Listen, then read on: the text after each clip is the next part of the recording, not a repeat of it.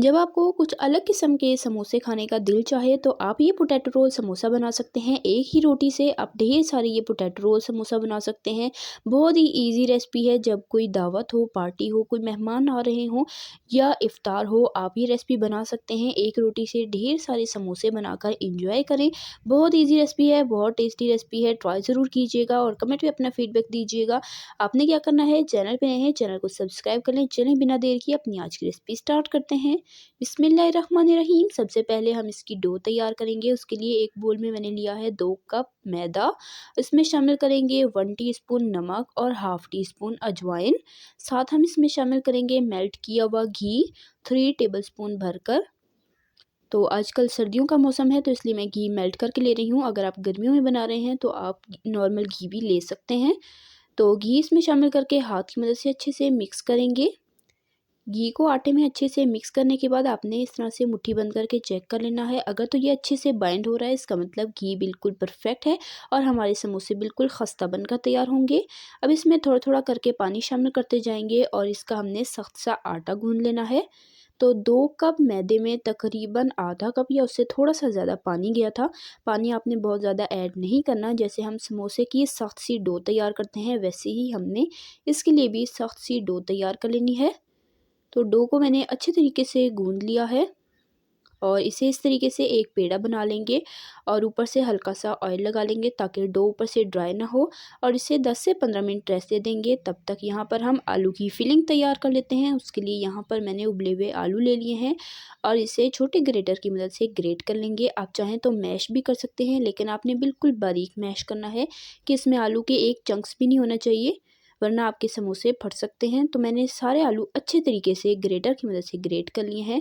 तो यहाँ पर मैंने 3 बड़े साइज़ के आलू लिए थे, उन्हें बॉयल करके ग्रेट कर लिया। कुटी लाल मिर्च हाफ़ टी स्पून, पिसी काली मिर्च हाफ़ टी स्पून, नमक हाफ़ टी स्पून, साथ इसमें शामिल कर देंगे पिसा हुआ धनिया हाफ़ टी स्पून, भुना कुटा ज़ीरा हाफ़ टी स्पून और यहाँ पर चाट मसाला जाएगा हाफ़ टी स्पून।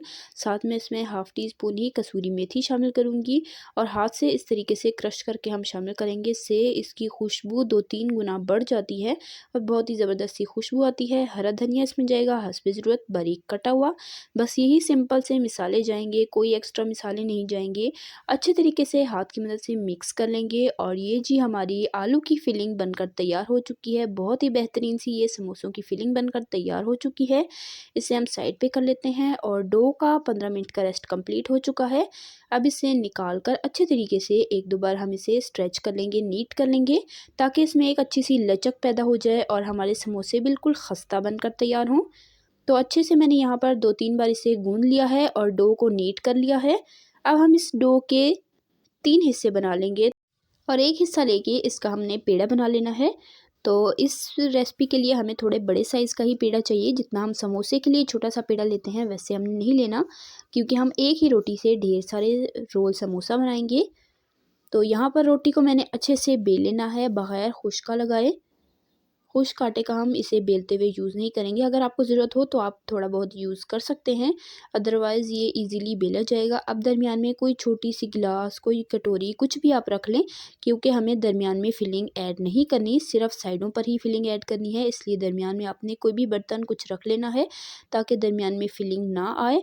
और साइडों पर हम सारी जो आलू की हमने स्टफिंग तैयार की थी उसका एक हिस्सा हम इसमें डाल देंगे और अच्छे तरीके से स्प्रेड कर लेंगे और नाइफ़ की मदद से इस तरीके से हमने इसकी कटिंग कर लेनी है।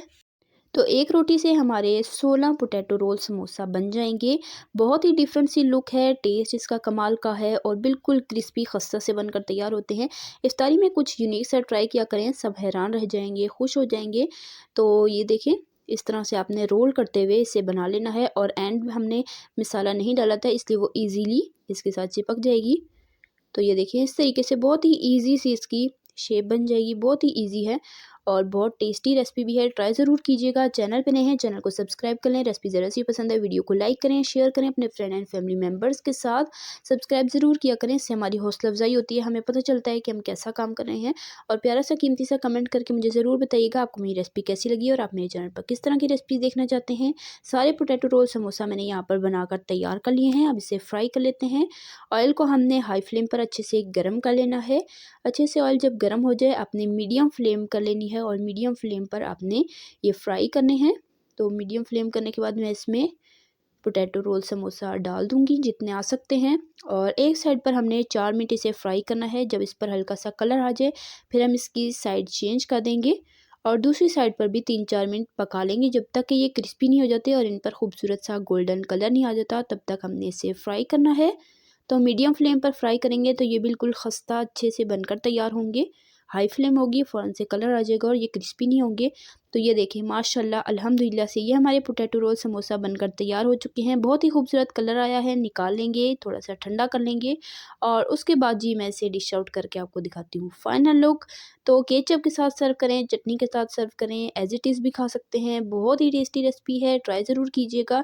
चैनल पे नए हैं, चैनल को सब्सक्राइब करें इसी तरह की टेस्टी यम्मी रेसिपीज़ के लिए, सिंपल ईजी रेसिपीज़ के लिए, चाइनीज़ रेसिपीज़ के लिए, बेकिंग रेसिपीज़ के लिए, डिज़र्ट रेसिपीज़ के लिए, रमज़ान स्पेशल रेसिपीज़ के लिए, बकरा ईद स्पेशल रेसिपीज़ के लिए, टी टाइम रेसिपीज़ के लिए, स्नैक्स रेसिपीज़ के लिए मेरे चैनल को सब्सक्राइब करें। इसी चैनल पर मैं आपके लिए इसी तरह की मज़ेदार आसान सी रेसिपीज़ लाती रहती हूँ। सब्सक्राइब कर लें ताकि आप हमारी कोई भी रेसिपी मिस ना करें। तो ये देखिए जी कितनी प्यारी इसकी लुक आई है और बिल्कुल भी स्टफिंग बाहर नहीं आई। आपने सेम रेसिपी को फॉलो करना है, इंशाल्लाह आपकी रेसिपी भी ऐसे ही परफेक्ट बनेगी।